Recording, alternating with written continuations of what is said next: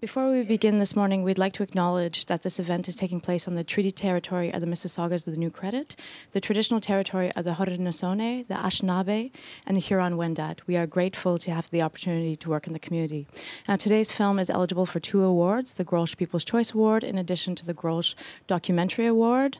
You've heard so many times by now how to vote, tiff.net/vote, so please vote for your favorite films.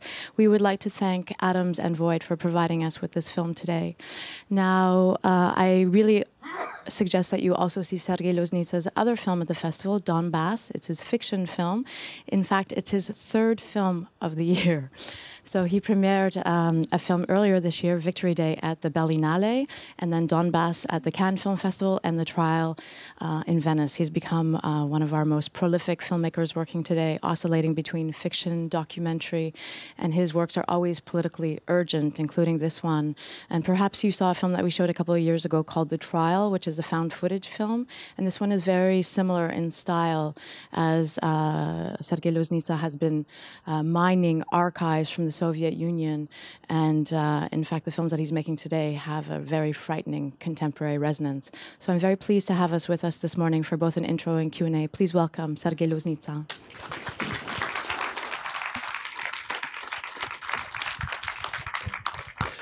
Thank you, good morning, and thank you for coming in this early morning to watch it. This film, I don't know, it's a fiction or documentary. This is a film which I made from the archive footage, which was shot during the one trial in 1930s. In end of this trial take place in Moscow, and end of November and beginning of December. It was 13 days, and this trial was, as we know now, completely staged for public and for cameras, and they after that made a propaganda film about that. And when I start to search footage in archive, I find also extra footage. It is 3 hours of footage which I saw and scanned, and after that I made non-propaganda reportage about what happens there. And it was the first attempt when Stalin and people in the power, they decide to solve the political problem with this kind of tool, like a theater. With a theater, this is very interesting how they use media and etc. for that. So I say too much before film, but I would like to just explain context. And now, welcome to Stalin's Moscow, to this 1930s. See you later for Q&A. Thank you. Thank you. I think rewatching it really resonated for me when you said, is this really a work of fiction or a documentary? And you really sense that these men are performing their own guilt and their own death. And the show aspect of these trials really comes to life in the use of film and propaganda. I mean, it feels like a fiction film. And I'm wondering if you could talk about how much footage exists and how you approach the montage process.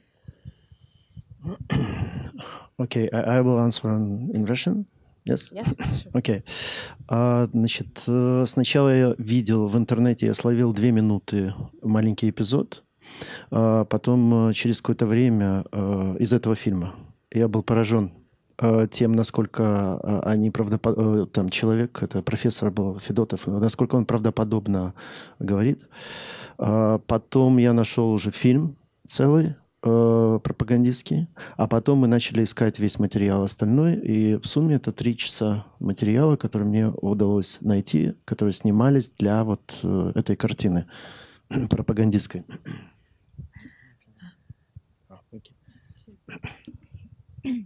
First, I found online 2 minutes of this footage, just a small a small piece, and I was amazed. It was a footage of Professor Fedorov testimony. I was amazed at how genuine he looked, how believable he was. Then I found more. I found more of the material, and then the rest of the film that was made for the propaganda purposes. There was 3 hours of footage. But did that footage was distinct from the crowd footage? And from the crowds, there's a real distinction between the trial and the crowd. So if you can talk about that decision.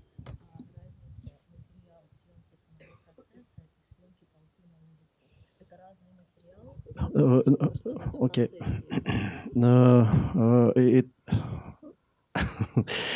Дело в том, что демонстрации были сняты в то же время, и этот материал тоже там присутствовал. И мне необходимо было создать ощущение времени, течение времени. И поэтому я использовал демонстрации как такой элемент конструкции картины, в котором они задают, во-первых, делят весь массив материала на части, и, во-вторых, они задают определенный ритм. So the footage of demonstrations was included in the footage that we found as well. So what I had to do, I had to create the feeling of time, the current of time. So those demonstrations, they serve as, they have 2 purposes. First, as a kind of a dividers, those shots. And the second, they create a certain rhythm to the movie. Are there any questions from the audience? Yes, right here. I have 2 questions. One is, in the beginning sequence, there's a scene where you hear the bells of a cathedral and you see this cathedral. Is that the cathedral Stalin had demolished? And my second question is, the earphones, what is the function of those headphones on the defendants and other people? Okay, cathedral, it's not a cathedral, it's a Kremlin. It was built by Italians. And this is a bell. It's not from cathedral. It's from Kurante, from the watch, which they have. Часы, да. The clock on the Kremlin tower. Yes, it's 12 o'clock. So and.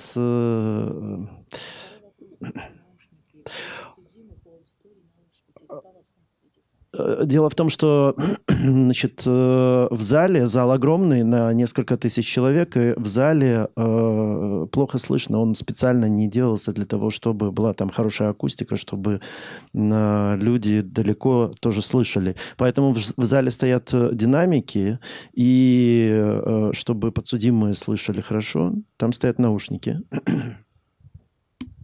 Okay, so as for the headphones, this is a huge audience. So the space can contain several thousand people, and the acoustics was not very good. So there are amplifiers in this space so that the defendants and everybody else can hear. But also it's a part of the decoration.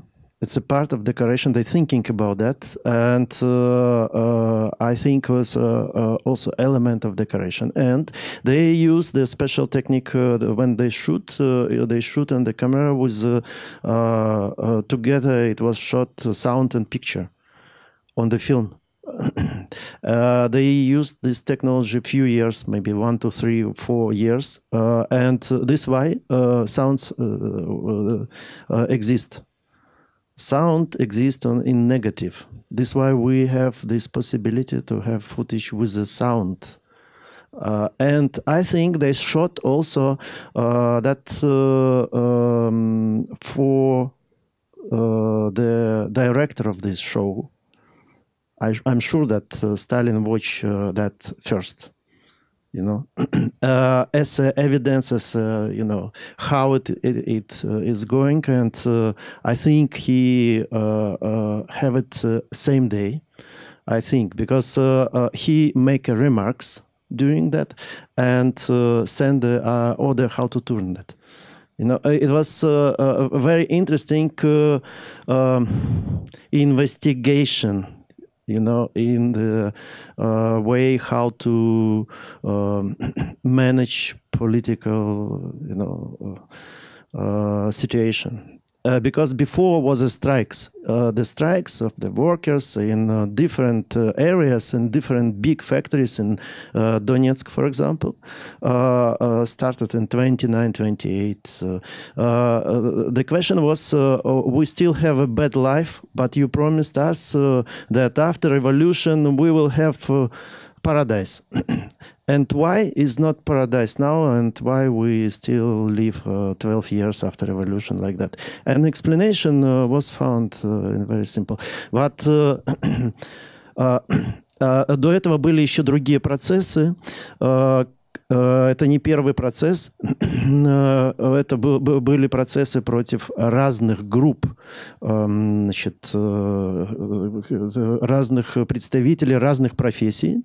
Было шахтинское дело. И эти процессы так хорошо не освещались, потому что там люди еще защищались. Они пытались отразить это, они не соглашались с тем, что им вменяют вину. This was not the first stage trial. There were other trials before that. There were different groups, different occupations implicated. For example, there was the Shachte trial, the miners. But those trials were not covered so well, because during those trials, the defendants had a defense counsel. They were trying to defend themselves. Oh, there are many questions. Okay, right here. I'm wondering, as a result of the history, are the Russian people very suspicious of high-profile trials today? And, you know, being in Canada, the only one I really saw was with regard to the Pussy Riot women. And that trial seemed so bizarre from, you know, sitting here in Toronto. What is the difference between trials on that time and today? Yes? Да. Дело в том, что первое, что было сделано большевиками, полностью уничтожено. Это не так просто было сделать, но они полностью уничтожили юриспруденцию как институцию. И такая ситуация, чуть-чуть поменялась ситуация в 90-е годы, и сейчас опять все возвратилось на круги своя. The first thing that the Bolsheviks did, that's the thing, they destroyed completely the judicial system. It wasn't easy, but they did. And then during the 90s, the system recovered a bit, but now it's all kind of rolling back. The judicial system, yeah. Судебно-юридическое. Да. И значит, сейчас это не первый процесс, например, процесс Олега Сенцова.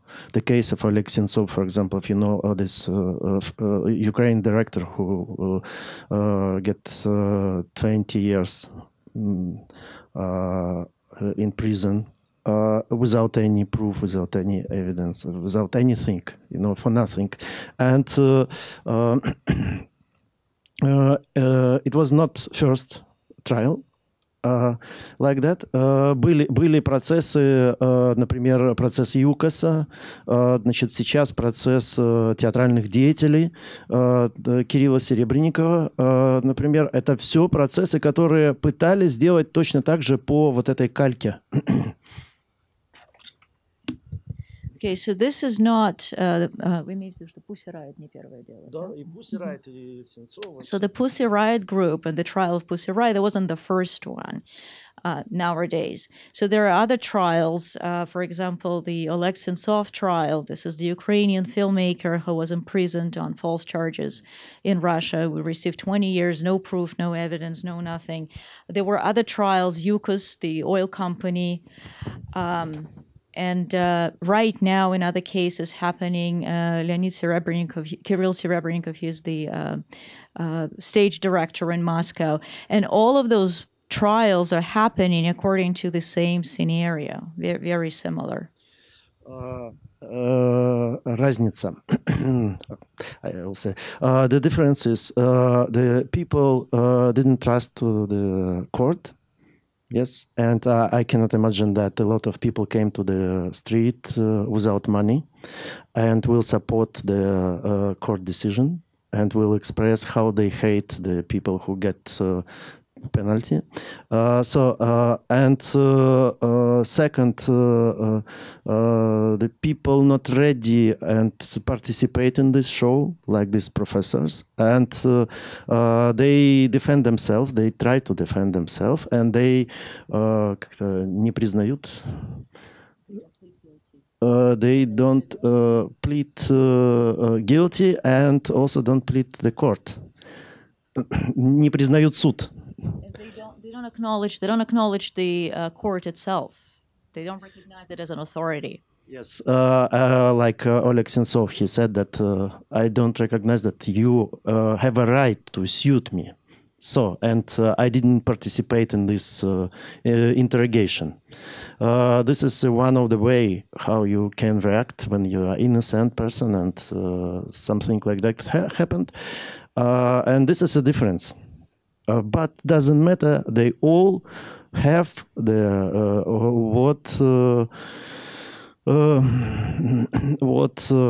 следователи, investigators promised them before the court. You know, they all received this. Oleg said before trial, he said that they promised me 20 years. Yes, and he get it. You know. And as I'm sure you know, he's on a long-standing hunger strike right now and very close to death. And there's an international campaign asking for his freedom. Today is 122nd day. 122 days. Yes. It reminds me of the scene in Donbass where the guy is tied up to the pole and that mob starts attacking him. And it builds and builds and gets way out of control.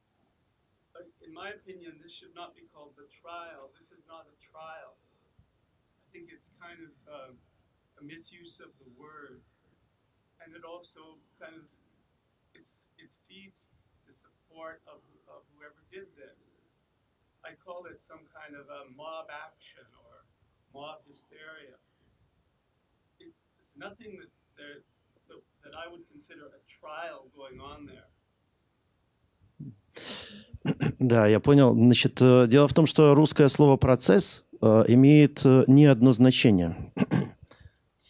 The Russian word for trial, process, has several different senses.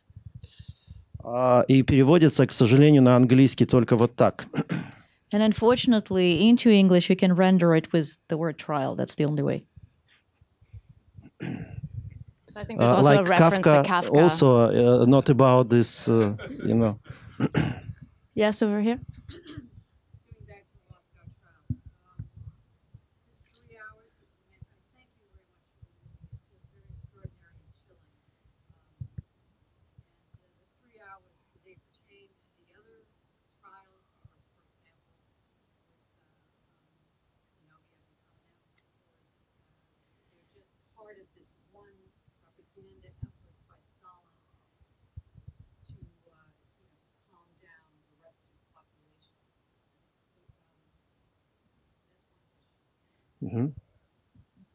Не совсем. Sorry, the other question is, in my opinion, the whole Moscow trial was really framed against the opposition, the left opposition. Okay, it's not an opposition. Let's say like that, because opposition have an ideology and propose something different. Yes, it's not an opposition. They are all trust to one thing, and you know, they all was on the same way. Yes, and after revolution, they start to fight for the power. All. Stalin with other people against Lenin, Lenin with other people against Stalin, and you know, different people fight between against each other.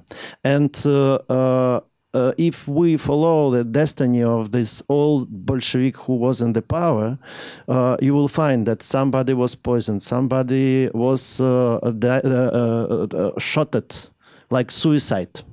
And somebody was shot by other person, and etc. etc. It's like story of the смертей, история смертей. Death. History of death of the people, and finally Stalin was the smartest, you know, from all of them, and they create imitation. They create the imitation, the good face of that confrontation, and they try to find a way how to explain it in this. This why they create this kind of language, which even for me or for people who live in Soviet Union, recognizable but not understandable. Because do you know what they did? Do you understand from the film what they did wrong? What kind of criminal they did? They tried to save the factories for the pharma owners. You know, they have to destroy factories. This is what is about what we talk. Yes, but this is an accusation. And after that, they try to destroy factories when they recognize that pharma owners cannot take it. You know, this is strange. And wrong planning. This is also accusation. And more, I exclude some episode which I didn't understand even, you know, because it's a very sophisticated language which hide the what is inside. 3 hours that are left. What is included? Oh, this is the same court, but I have now all this footage which was shot on different trials. I have like 10 hours or something, and I can say that only this trial they shot very carefully. The rest, it's some element they shot, some not, and I didn't find the process against Zinoviev Kamenev, but I have 45-minute one speech. Vyshinsky, he was a minister of justice after he killed this guy who was a prosecutor here in this process. You know, it was a next trial in 1938 when Vyshinsky gave the death penalty to this his friend. They was in confrontation all the time, and Vyshinsky won. And after that, Vyshinsky, it is rumor, I don't have a proof, but he died because of suicide or poison. He was poisoned in New York. Yes, because the new power. It was after Stalin died. It was Molotov. He invited him back. You know, and Vyshinsky understand that his destiny, and he said he reject this proposition because he was a chief of all this court, and he knows how he sent all these friends, pharma friends, to prison, and of course they just ликвидировали. Как? Ликвидировали кого? Всех свидетелей. So they got rid of all the witnesses. Yes, and they sent I don't know, Captain Kozlov nickname, and this captain make his deal, and the body was sent in same day. You know, morning 9 o'clock attack, 12 or 2 o'clock. Body was sent. Exists report of the U.S. police, but they was not allowed to just research and discover what happened. Yeah, it is. It happened on the Soviet territory.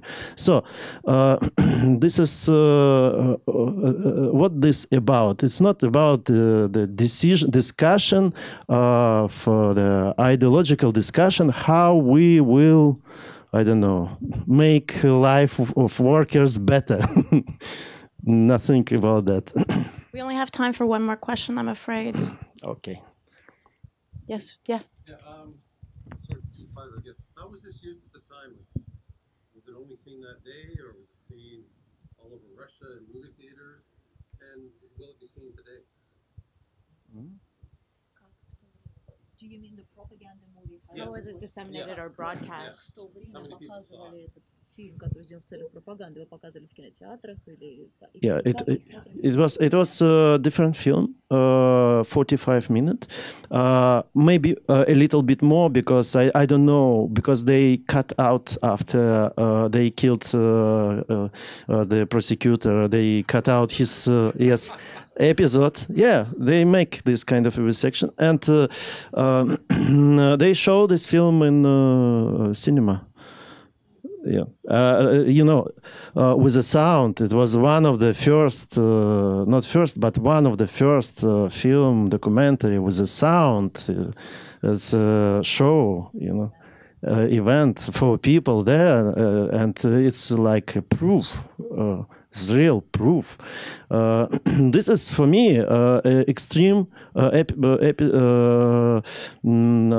film which show that extreme position of documentary. When somebody say that cinema verite, you know, I make a film where it's no verite. It's a complete lie. Whole 24 frame per second. You know. And now, I don't know, in Moscow yet, it was premiere in Venice, and in Moscow, I don't know, one festival planned to show this film, and this festival, yesterday was published the law, new law, and according to this law, this festival cannot exist this year. They can't make a festival. Yes, it's an art doc festival, and you have to apply for possibility to make a festival till November for next year. Law was published yesterday. They are too late. Yes, this is tricks with you know, with the rules, and they use this kind of. They plan to show this film, and other proposition I didn't receive yet. Thank you so much for bringing the film to Toronto and for being with us today. Perhaps if there are more questions, we could take them outside of the theater if you have more time. And thank you to our wonderful interpreter. Thank you. Thank you. Thank you. Спасибо вам.